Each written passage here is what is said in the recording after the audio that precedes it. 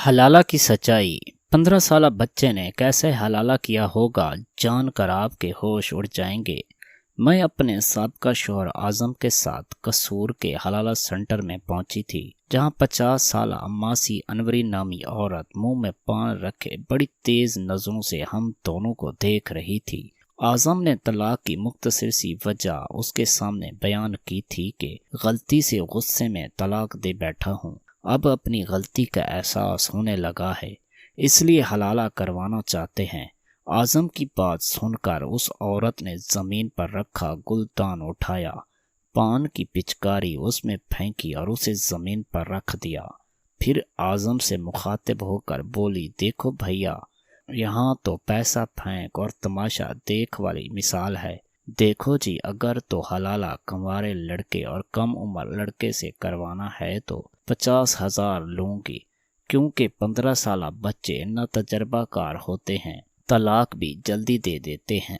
और अगर जवान जहान मर्द से हलाला करवाना है तो 3 लाख लूंगी और 1 हफ्ते तक तुम्हारी बीवी को अपनी ज़ौजियत में रखेगा, यानी मर्दों की शर्त है। ये सुनकर मैं अंदर से शर्म से पानी पानी हो रही थी। आजम का चेहरा गुस्से से सुर्ख हुआ था, कहने लगा, ये मुझे मंजूर नहीं।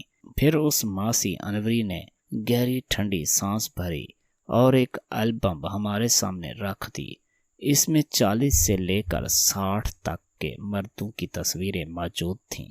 2 लाख लेंगे और 2 दिन बाद तलाक भी दे देंगे। फिर कुछ आगे बढ़कर बोली, मेरे पास नए पठान लड़के भी कश्मीर से आए हैं, इन्हें अभी इतनी कीमतों का अंदाजा नहीं है, अगर कहो तो 1 लाख में भी हलाला करवाने पर तैयार हो जाएंगे और तलाक भी सुबह होते ही दे देंगे। हलाला सेंटर था या मर्दों का तवायफ खाना। मेरा जी चाह वहां से भाग जाऊं, आजम से कहूं कि मुझे इस अजियत से ना गुजारे, बस वो मुझे मेरे बच्चे वापस कर दे, मैं अपनी जिंदगी अपने बच्चों के साथ बसर कर लूंगी। आजम ने 1 लाख जेब से निकाल कर रख दिए, कहने लगा, पठान से आज ही निकाह करवा दें और कल सुबह होते ही वो मेरी बीवी को तलाक दे दे। मासी अनवरी की आंखों में उन पैसों की चमक देखी, किसी भूखे शिकारी की तरह उन पैसों पर लपकी थी।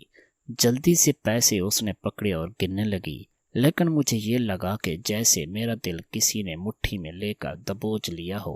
आजम के अलावा आज तक किसी मर्द ने मेरा हाथ तक नहीं छुआ था, और हलाला में कैसे किसी और मर्द की संगत में वक्त गुजार सकती थी। मैंने आजम की तरफ बेबसी से देखा था और नफी में सर हिलाने लगी थी, लेकिन वो अपनी नजरों से मुझसे मिन्नत कर रहा था कि मेरे घर, बच्चों और मेरी खातिर ये कुर्बानी तुम्हें ही देनी है। मैंने आंखें बंद की तो अपने बच्चों को रोते हुए चेहरे नजर आने लगे, कई आंसू भरी आंखों से निकल कर बहे थे। कुछ ही देर में आजम की मौजूदगी में ही मेरा निकाह एक पठान से करा दिया गया। मैंने किस दिल से उसे कबूल किया था ये मैं जानती हूँ। मासी हलाला सेंटर के बराबर में एक कम कीमत होटल में मौजूद था, जहाँ मुझे हलाले के नाम पर एक रात गुजारनी थी। वही मासी अनवरी मुझे कमरे में ले गई और मुझे वहां बैठा कर वापस चली गई। मैं ये सोच रही थी कि सच में मेरी आखिरी आजमाइश है या मजीद आजमाइशों की शुरुआत होने वाली है। औरत ही क्यों आजमाइशों की भट्टी में हर बार जलती है। बेटी के पैदा होते उसे पराया धन कह दिया जाता है। मैके में बेटी की परवरिश करते हुए यही कहती हैं कि ये तेरा घर नहीं है, तेरा घर तो तेरा ससुराल है, और ससुराल में सब कहते हैं ये तेरा घर नहीं है जो तेरी मनमानी चलेगी। इसलिए हमारी मान के चले शोहर के ज़ाती मकान में रहते हुए भी वो समझती है कि ये मेरा घर है, इसलिए इस घर को सजाने संवारने में खुद को भूल जाती है। लेकिन मर्द के 3 जुमले उसे इस घर से बेदखल कर देते हैं, उसे समझा देते हैं ये घर भी उसका नहीं है, जिसे वो अब तक अपना समझती आ रही थी। जिस रिश्ते की खातिर वो हर तकलीफ को सह रही थी, वो एक लफ्ज़ की कच्ची डोर से टूटने वाला नहायत ही नाजुक सा बंधन था। मेरे साथ ऐसा ही तो हुआ था, क्या नहीं सहा था मैंने एक घर बसाने के लिए। लेकिन आजम के 3 जुमलों ने मुझसे तो जैसे मेरे जीने का हक भी छीन लिया था। मुझे याद आने लगा जब मेरी शादी आजम से हुई थी वो कितना खुश था। आजम ने मुझे अपने दोस्त की शादी पर देखा था اور وہ مجھ پر فدا ہو گئے تھے۔ ان کی والدہ اپنی بھتیجی لانا چاہتی تھی، لیکن اعظم کی ضد کے سامنے مجبور ہو کر مجھے بس اعظم کی پسند پر ہی لائی تھی۔ شادی کی رات اعظم کی خوشی قابل دید تھی۔ مجھے اپنے سامنے دیکھ کر وہ سمجھ نہیں پا رہے تھے کہ کیسے اپنی خوشی کا اظہار کریں۔ ایک بے یقینی سی کیفیت تھی اعظم کی، اس کی تعریف کرنے کا انداز، اس کی محبت کا اظہار۔ مجھے یہ لگا کہ میں کوئی سلطنت کی شہزادی ہوں۔ ایک رات میں اعظم کی محبت نے مجھے خود پر اترنے پر مجبور کر دیا تھا۔ وہ مجھ پر یوں فدا تھے جیسے میرا عاشق ہو، میرا دیوانہ ہو، مجھے پا کر اس نے پوری دنیا کو فتح کر لیا ہو۔ لیکن مرد کی محبت بھی بڑی عجیب ہوتی ہے۔ اسے وہ لڑکی ہمیشہ پرکشش لگتی ہے جو اس کی دسترس سے باہر ہو، اور بیوی بننے میں ہی محبوبہ کی محبت 4 دن کا بخار بن کر اتر جاتا ہے۔ اعظم کے ساتھ بھی کچھ ایسا ہوا تھا۔ اعظم نے جتنے جذبات مجھے شادی کے شروع دنوں میں دکھائے تھے، 1 ماہ بعد مجھے لگا تھا کہ اعظم وہ ہے ہی نہیں جس نے مجھ سے شادی کرنے کے لیے اپنی والدہ تک کو میرے گھر رشتہ لانے کے لیے مجبور کر دیا تھا۔ یا شاید اعظم کی والدہ نے مجھ سے اعظم کی شادی اس شرط پر کی تھی کہ کل کو اعظم ان کے رویے کی کبھی شکایت نہیں کرے گا۔ وہ جو چاہے رویہ میرے ساتھ رکھے، وہ میری حمایت کبھی نہیں لے گا۔ میرے لیے اعظم سے شادی ایک ارینج میرج تھی۔ شادی کے بعد ہی مجھے معلوم ہوا کہ اعظم نے اپنی والدہ کی مرضی کے خلاف مجھے اپنایا ہے۔ میری ساس کا رویہ شروع سے ہی میرے ساتھ صحیح نہ تھا۔ پھر ان کی وہ بھتیجی بھی بار بار ہمارے گھر آتی اور مجھے نفرت سے دیکھتی تھی۔ میری ساس نے میرا جینا دوبر کر رکھا تھا، مجھے ایک پل آرام و سکون سے رہنے نہیں دیتی تھی۔ اعظم کی محبت بس 2 مہینے ہی عروج پر تھی۔ اس کے بعد تو جیسے ہی میں بس ایک عام سی بیوی تھی۔ ان کی والدہ مجھے اعظم کے سامنے ذلیل کر کے رکھ دیتی، لیکن اعظم کی زبان پر ایک حرف نہیں آتا تھا، وہ کچھ نہیں کہتا تھا۔ اس کی والدہ کا مجھ سے کیا رویہ ہے، وہ بس مجھ سے نظریں چراتا تھا۔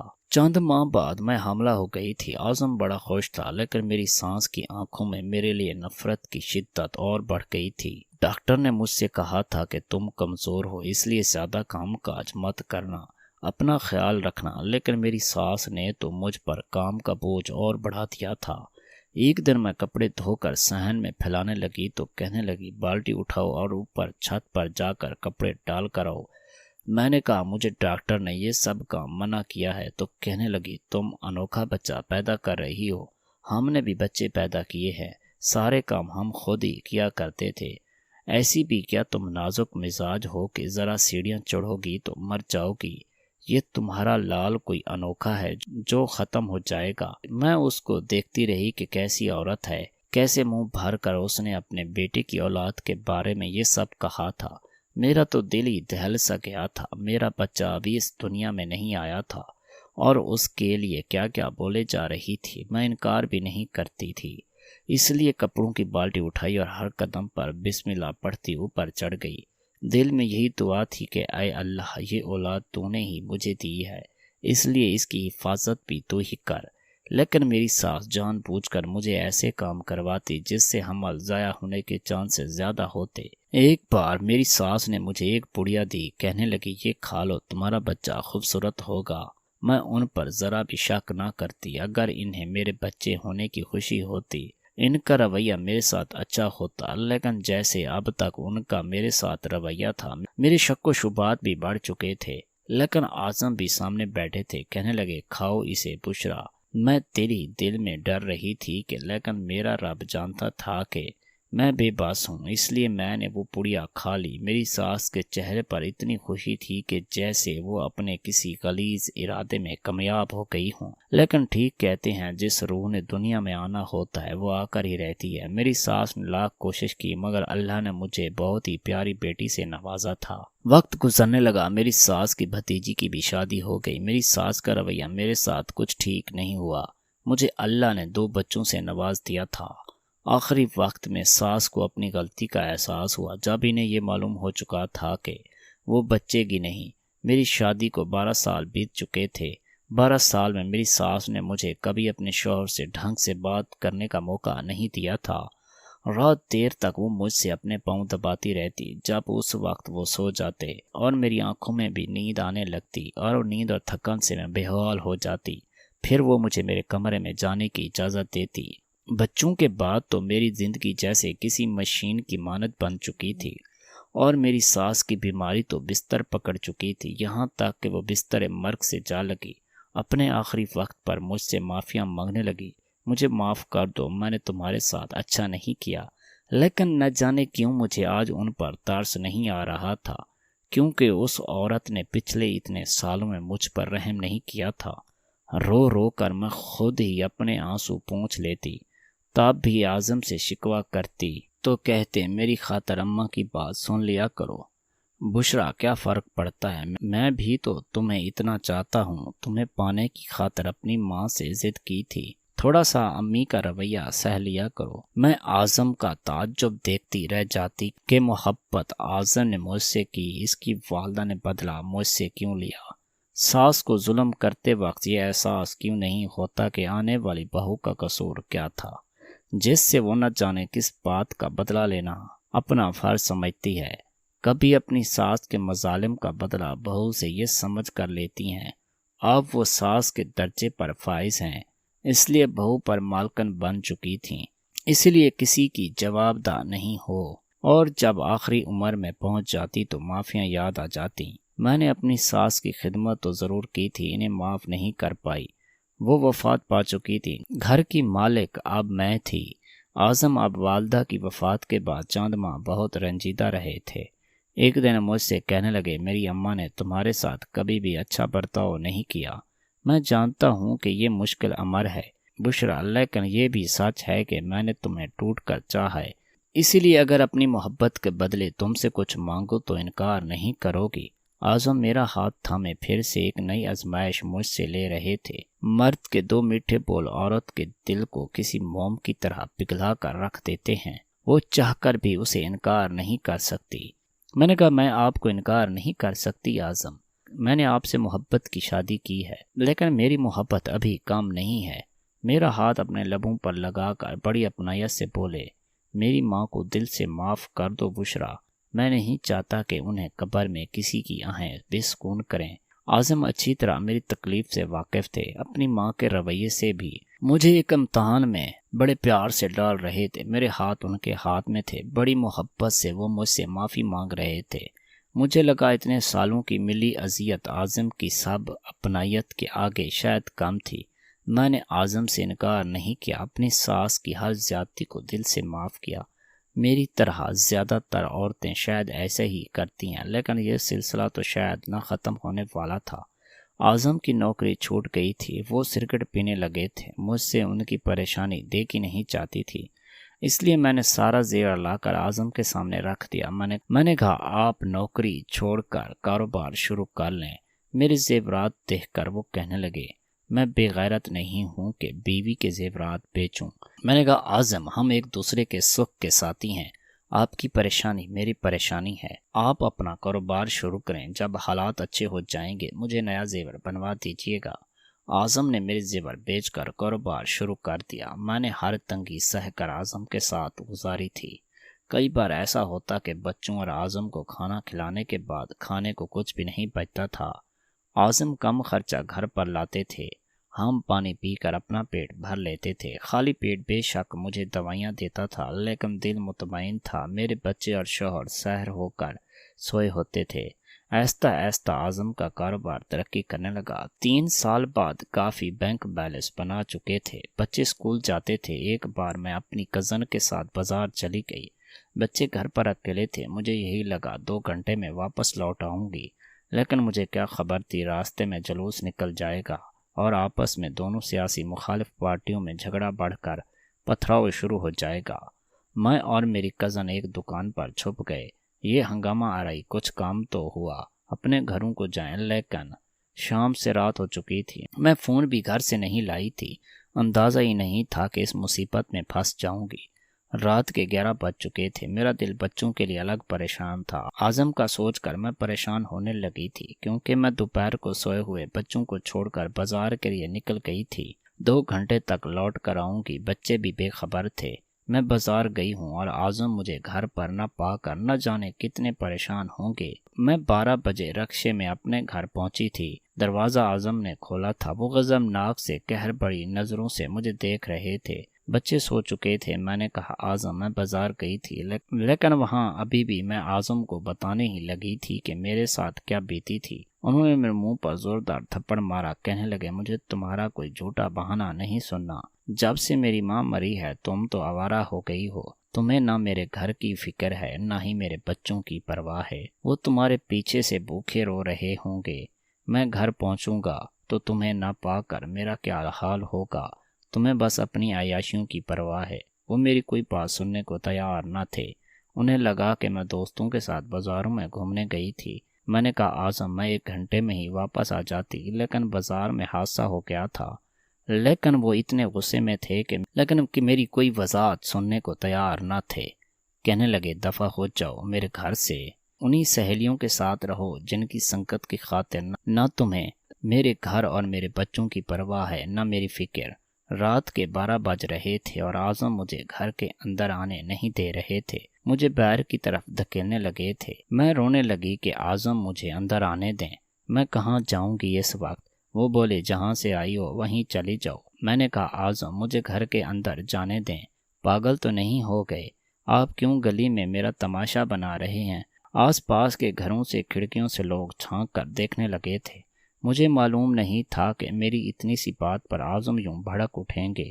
کہنے لگے تمہیں مجھ سے بات کرنے کی تمیز نہیں ہے، تم مجھے پاگل کہہ رہی ہو، یہ عزت ہے تمہاری نظر میں میری؟ میں بتاتا ہوں تمہیں کہ پاگل پن کسے کہتے ہیں۔ میں اپنے پورے ہوش و حواس میں تمہیں طلاق دیتا ہوں۔ وہ الفاظ تھے یا میرے لیے موت کا پیغام۔ اعظم نے مجھے 3 بار طلاق دے دی تھی۔ میں اذیت میں تھی، میرا سر چکرا گیا تھا، میں وہیں بے ہوش ہو کر گر گئی تھی۔ اتنی بڑی بات وہ کیسے مجھ سے کر سکتے تھے؟ لیکن یہ سب ہو چکا تھا۔ مجھے جب ہوش آیا تو میں اپنے کمرے میں لیٹی تھی، لیکن اعظم میرے پاس نہیں تھے۔ محلے کی چند عورتیں تھیں، مجھے ہوش میں دیکھ کر میرے پاس بیٹھ کر کہنے لگیں بہت برا ہوا جو ہوا، لیکن تمہیں اپنے گھر بچوں کا سوچنا چاہیے تھا۔ اب تو خیر پانی سر سے اوپر ہو چکا ہے، میں تو کسی پتھر کے مجسمے کی طرح گمسم سی ہو گئی تھی۔ زندگی کے اتنے سالوں میں نے اعظم کی تو مانی تھی، اب میں ان کے خلاف بھی چلی گئی تھی۔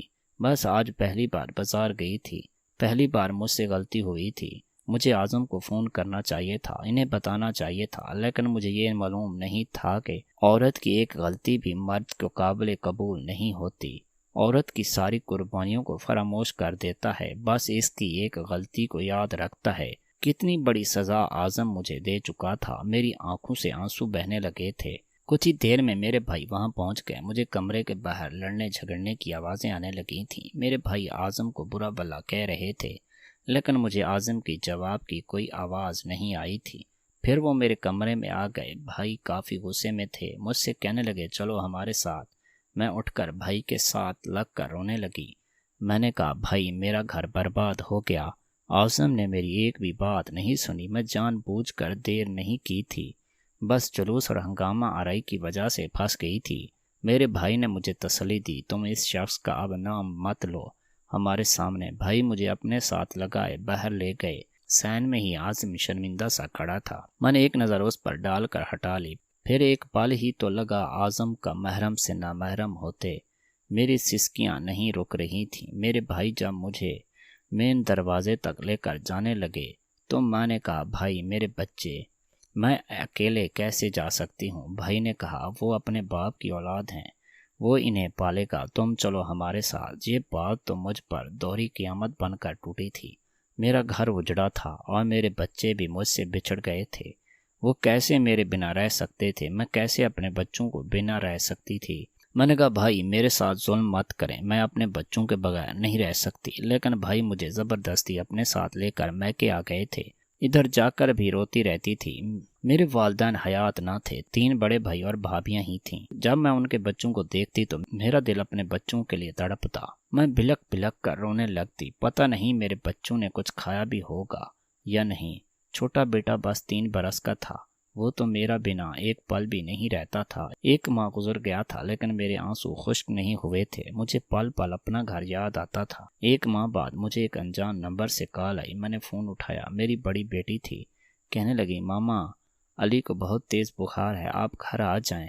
علی کی بات سن کر تو میرا دل تڑپا سا گیا تھا۔ میرا بچہ بخار میں ہے، اگر یہ بات میں بھائی سے کہتی تو وہ مجھے کبھی جانے نہ دیتے۔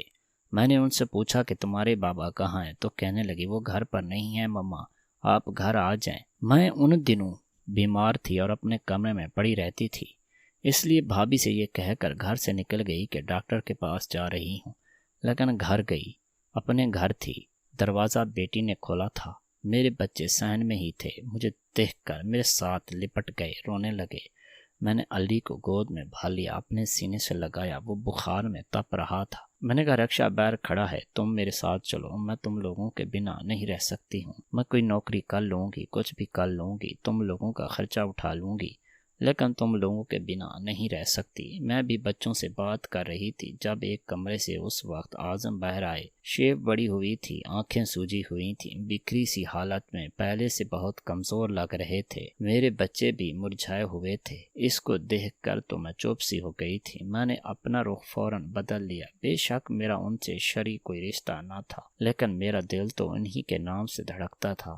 اتنے سالوں کا ساتھ کوئی چھوٹی سی بات تو نہیں ہوتی۔ میں نے بنا ان کی طرف دیکھے کہا میں اپنے بچے لے جانا چاہتی ہوں، ان کے بغیر نہیں رہ سکتی۔ میں نے آنسو بہاتے ہوئے کہا تھا۔ وہ میرے پاس آ گئے، کہنے لگے میرے بغیر رہ سکتی ہو؟ میں نے برجستہ ان کی طرف دیکھا تو وہ آنسو بہا رہے تھے، میرے سامنے ہاتھ جوڑ کر پھوٹ پھوٹ کر رونے لگے اور کہنے لگے بشرا مجھے معاف کر دو۔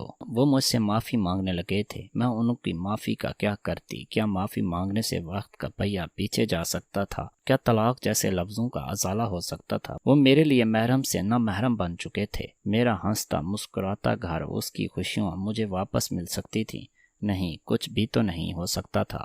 میں نے کہا آپ کی معافی مجھے میرا گھر دوبارہ بسا کر نہیں دے سکتی اور میری وہ خوشیاں نہیں لوٹا سکتی۔ آپ نے مجھے برباد کر دیا ہے۔ ایک بار اگر میری بات سن لیتے تو میں آپ کو غلط نہ لگتی۔ میری بات پر انہوں نے میری طرف دیکھا تھا، کہنے لگے میری ایک بار بات سن لو، شاید اس مسئلے کا کوئی حل نکل آئے۔ میں نے کہا اس کا کوئی حل نہیں اعظم، بس میرے بچے مجھے دے دو، میں انہیں اپنے ساتھ رکھنا چاہتی ہوں۔ میں اپنے بچوں کو اپنے ساتھ باہر لے جانے لگی تھی، لیکن اعظم نے مجھے بازو سے پکڑ روکا۔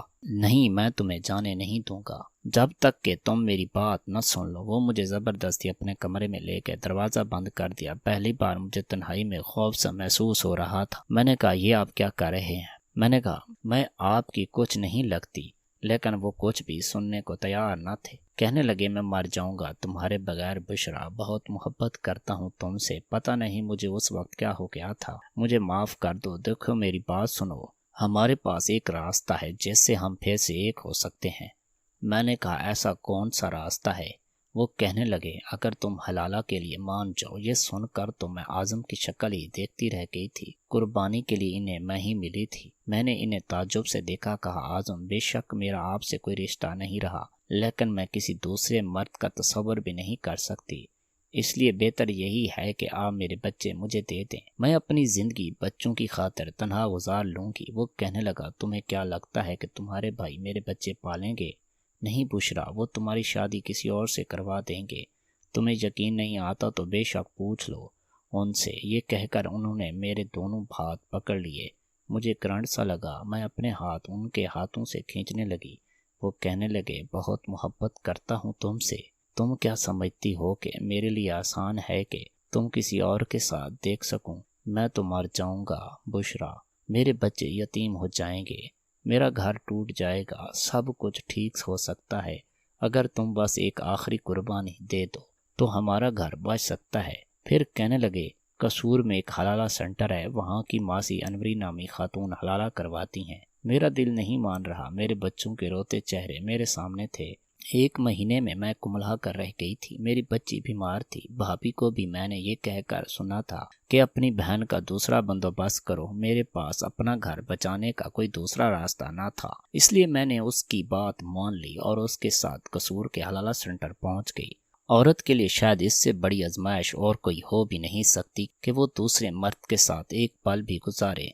میرے لیے ایک لمحہ اذیت ناک تھا، مجھے اس شخص کی سنگت کا سوچ کر دل دہل رہا تھا جس کے ساتھ آج کی رات گزارنی تھی۔ وہ شخص جب کمرے میں داخل ہوا تو پشتوں میں کچھ بول رہا تھا، میں نے ایک بار بھی نظر اٹھا کر نہیں دیکھا تھا وہ کون ہے۔ میری آنکھوں سے تو بس آنسو بہ رہے تھے۔ وہ میرے پاس آ کر بیٹھا، میں سمٹ کر پیچھے ہٹ گئی۔ میرا دل ایسے تھا جیسے کسی نے مٹھی میں لے کر مسل دیا ہو۔ میں اس وقت صرف خوف زدہ تھی۔ میری بدحواسی دیکھ کر وہ جو کوئی تھا مجھ سے پیچھے ہٹ گیا۔ کہنے لگا، تم خوبصورت ہو، میں سمجھتا ہوں کہ 2 بچوں کی ماں ہے، تو نہ جانے کیسی ہے، لیکن تم تو حسین ہے۔ اور ایک 30 سالہ نوجوان تھا، پٹھان تھا، خوبصورت بھی تھا۔ کہنے لگا، میں تو یہ کام ثواب کی نیت سے کر رہا ہوں، چلو تمہارا گھر بس جائے گا، لیکن تمہارے شوہر نے تمہیں طلاق دیا کیوں؟ تم تو اتنا اچھا خاصا پیارا ہے، گورا بھی ہے۔ میری یہ حالت تھی، دل سینہ شگاف کر کے باہر نکل آئے گا۔ اس نے میرا ہاتھ اس بار بڑی مضبوطی سے تھاما تھا۔ مجھے لگا کہ میری روح فنا ہو جائے گی۔ میں اسے اپنا ہاتھ چھڑوا رہی تھی۔ وہ کہنے لگا، حلالہ کیسے ہوگا؟ دیکھو، ہم تمہارا شوہر ہے، ایک دن کا ہی صحیح، لیکن ہوں تو تمہارا شوہر۔ میں نے ایک بار بھی اس کے چہرے کی جانب غور سے نہیں دیکھا تھا۔ میری وہ رات میرے لیے کسی اذیت سے کم نہ تھی۔ حالانکہ اس شخص نے میرے ساتھ بہت نرمی والا معاملہ کیا تھا، مجھے مفت کا ماحول سمجھ کر استعمال نہیں کیا تھا۔ ایسا ہی رویہ کیا جیسے میں اس کی بیوی ہوں۔ صبح ہوتے ہی مجھے اس کمرے سے باہر نکلنے کا انتظار تھا، لیکن وہ نوجوان نہ جانے کیوں مجھے دیکھے جا رہا تھا۔ اس کی نظریں میری جان نکال رہی تھیں۔ میں کمرے سے باہر جانے لگی تو کہنے لگا، سنو، میں تمہیں چھوڑ نہیں سکتا، ہمارے پٹھانوں میں طلاق نہیں دی جاتی، تم اب ہماری غیرت ہو۔ اس کی بات سن کر تو میرے ہوش اڑ گئے تھے۔ میں نے اسے حیرت سے دیکھا تھا۔ میں نے کہا، میرے میاں نے ماسی انوری سے بات طے کی تھی، میں تمہارے ساتھ رہنا نہیں چاہتی۔ کہنے لگا، ماسی انوری کون ہوتا ہے؟ بات طے کرنے والا۔ مجھے تم پسند آ گیا ہے، ہم خوش ہیں، تم نے ہم سے رضامندی سے نکاح کیا ہے۔ پھر حلالہ ایسے نہیں ہوتا جیسے ماسی انوری کہتی ہے، وہ سب زنا کے زمرے میں آتا ہے۔ میں ایک مولوی کو کہتے سنا تھا کہ اگر وہ حلالہ کی نیت سے نکاح کرے کا تعلق قائم کرے تو وہ زنا ہوتا ہے۔ میں نے تمہیں بیوی سمجھ کر نکاح کیا تھا، تم مجھے پسند بھی آ گیا ہے، اس لیے ہم تم کو طلاق نہیں دے گا۔ مجھے لگا میں چکرا کر گر جاؤں گی۔ میں اس کے سامنے رونے لگی تھی کہ میرے چھوٹے چھوٹے بچے ہیں، لیکن وہ شخص کہنے لگا، وہ تمہارا شوہر کا مسئلہ ہے، اب تم پٹھان کی بیوی ہو اور ہمارا بیوی ہے، ہماری غیرت ہوتا ہے، ہم یہ تو مر جاتا ہے یا مار ڈالتا ہے، اپنی غیرت کو نہیں چھوڑتا۔ ایسا ہی ہوا تھا۔ اعظم نے اس شخص کو گریبان سے پکڑ کر پکارا تھا کہ تم میری بیوی کو ابھی طلاق دے دو۔ اس نے اپنی جیب سے پستول نکالی، کہنے لگا، جان سے مار ڈالوں گا اگر میری بیوی کو اپنا بیوی کہا تو۔ حلالہ سینٹر میں ایک تماشا سا لگ گیا تھا۔ پستول دے کر ہم سب کو ہی سانپ سو گیا تھا۔ یہ پتا تھا کہ وہ پٹھان 1 منٹ بھی گولی چلانے سے پہلے ہی سوچے گا ہی نہیں۔ وہ مجھے اپنے ساتھ کشمیر لے گیا تھا، میرا خیال بھی رکھتا تھا، میرے ساتھ رویہ بھی اچھا رکھتا تھا، اپنے گھر والوں کو میرے خلاف بھی بولنے نہیں دیتا تھا، لیکن میں اپنے دل کا کیا کرتی جو ہر وقت اپنے بچوں میں اٹکا رہتا تھا۔ میری دوسری شادی کو 4 سال گزر گئے ہیں۔ وہ ایک اچھا انسان ہے، میرا ایک بیٹا بھی ہے، وہ میرا بہت خیال بھی رکھتا ہے۔ حلالہ واقعی کوئی مذاق نہیں ہے، نہ ہی طلاق کوئی چھوٹی سی غلطی ہے جسے معمولی سمجھ کر کرتے اور عورت کو حلالہ کے نام پر کسی کی ایک رات کی بیوی بنا دے۔ یہ بات شاید اعظم کو اچھی طرح سمجھ آ گئی ہوگی۔ مجھے اب بھی اپنے بچے یاد آتے ہیں۔ ہاں، یہ ضرور ہوا کہ مجھے اعظم کا خیال نہیں آتا، کیونکہ اس کی محبت اگر سچی ہوتی تو مجھے ہر بار تختہ مشق نہ بناتا۔